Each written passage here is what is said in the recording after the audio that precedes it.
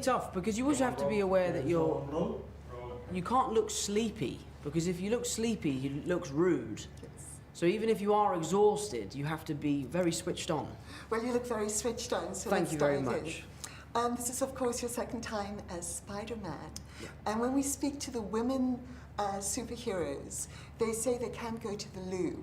So, Yes, yeah. because of the suit. Mm-hmm. So what were the changes that you requested the second time for the suit, and what's the best and worst part of it? I requested a zip so I could go to the toilet. My request was denied. I did not get a zip.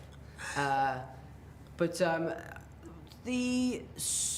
what changed from the suit?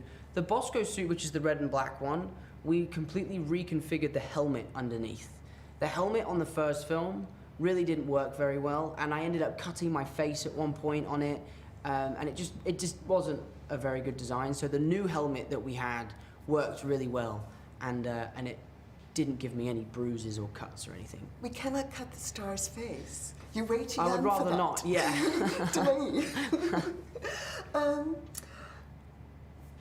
Superheroes are known for being in shape.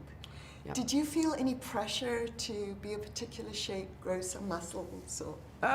Yeah, I mean, on this one, obviously Spider-Man and Peter Parker is older, he's stronger, he's fitter, so I tried to get into better shape than I did for the first one, and I ended up putting on quite a lot of weight. So I was a lot bulkier in this one than I was in the first one, which I think in hindsight I wouldn't do again. Why? I just don't think it was, I don't know. I didn't enjoy the bulking process, and I also don't think I looked in better shape.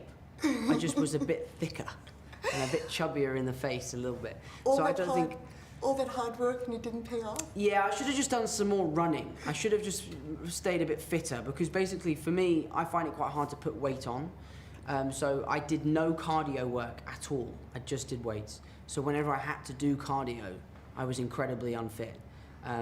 So it wasn't great, but I love working with my trainer, and I will work with him for a very long time. Well, that explains my shape. I'm not doing enough cardio. But I was wondering, your character has a lot of pressure on him.